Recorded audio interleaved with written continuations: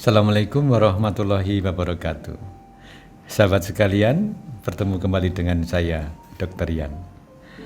Bapak Kanro Sinurat menanyakan, malam dok, tapi ini sudah siang rekamannya ya. Istri saya penderita adenomiosis, berukuran 3 cm dan baru dikaruniai satu orang anak. Yang ditanyakan adalah, apakah adenomiosis terjadi pada wanita yang mempunyai berat badan berlebih? Terima kasih Bapak Kanro, pertanyaannya. Akan kita bahas beberapa poin dalam pertanyaan ini. Yang pertama adalah ada adenomiosis pada istri Bapak Kanro, tapi sudah mempunyai anak. Ini walaupun hal kecil, tapi mungkin saya angkat sedikit. Kenapa? Terus terang ini adalah hal yang sangat perlu disyukuri. Kenapa saya sampaikan begitu? Karena sebagian pasien dengan adenomiosis itu datang ke dokter, sudah berobat, kadang sudah dilakukan operasi, sudah panjang konsultasinya, tapi tetap tidak bisa punya anak. Karena memang datanya, atau setelah kita pahami bahwa adenomiosis yang merupakan kelompok endometriosis itu salah satu penyebab, mungkin juga penyebab yang penting, penyebab utama dari seorang wanita untuk sulit mendapatkan anak. Kenapa demikian? Seperti yang kita share sebelumnya, bahwa endometriosis itu ada yang di dalam rahim, namanya adenomiosis, ada yang di luar, namanya kista coklat atau kista endometriosis. Dan ini sering menyebabkan perlekatan. Sehingga sudah rahimnya ada sesuatu, itu pun juga sudah mempersulit untuk tumbuhnya janin, walaupun bisa ada pembuahan. Tapi pada kasus tertentu, tubanya, saluran telur itu melekat, kadang terbendung. Kemudian namanya hidrosalping. Kemudian indung telur, tempat memproduksi sel telur, itu menjadi kista. Kadang-kadang harus diambil, bisa diambil sebagian atau diambil semua. Nah, ini faktor-faktor yang menyebabkan sulit hamil. Dan yang ketiga adalah sering perlekatan, sehingga kombinasi berbagai hal tersebut menyebabkan seorang wanita menjadi sulit hamil. Jadi ketika seorang dengan adenomiosis sudah bisa hamil, punya putra, punya anak, itu adalah pertama adalah syukur sudah bisa berhasil punya anak. Kemudian apakah adenomiosis itu cenderung tumbuh dan berkaitan dengan seorang yang obesitas? Kebetulan beberapa sesi sebelumnya kita membahas tentang obesitas.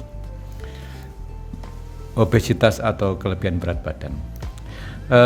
Saya review sebentar bahwa pengelompokan obesitas adalah seseorang yang normal, kemudian overweight, kelebihan berat badan, baru obesitas. Nah, pada seorang yang obesitas, yang gampang dipahami dan memang kondisinya demikian adalah adanya timbunan dari lemak yang berlebihan. Nah, lemak yang berlebihan itu tertimbun di mana? Ternyata bukan hanya di dalam, misalnya yang gampang dilihat nih, perutnya gendut gitu. Oh, karena lemaknya menumpuk di dinding perut. Kemudian ternyata timbunan lemak tersebut bisa saja di organ lain. Salah satu yang gampang menimbun lemak adalah di omentum atau di selaput perut. Nanti kita lihat gambarnya, apa itu omentum. Nah, timbunan lemak yang berlebihan inilah yang akhirnya berpengaruh terhadap metabolisme hormon wanita.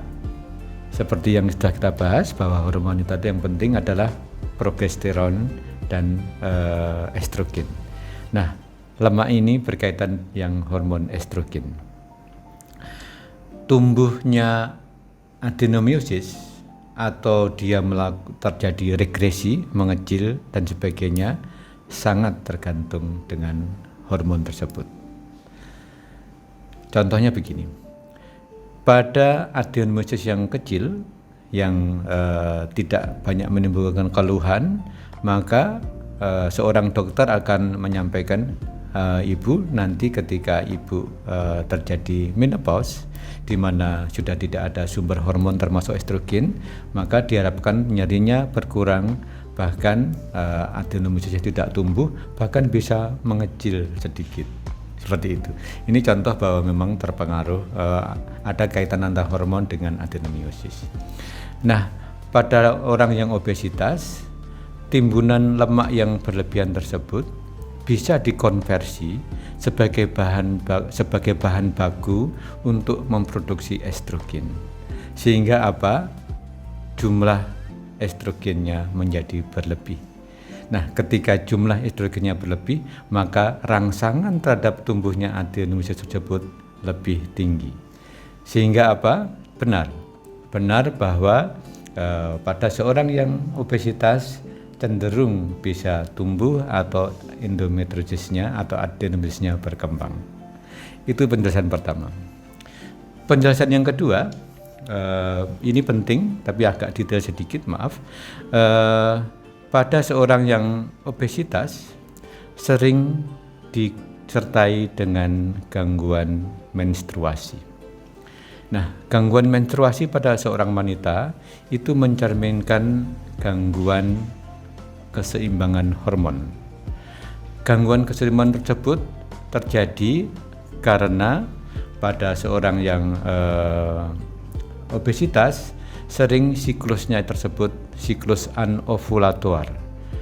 Siklus anovulator adalah siklus di mana pada setiap bulannya tidak bisa mengeluarkan sel telur.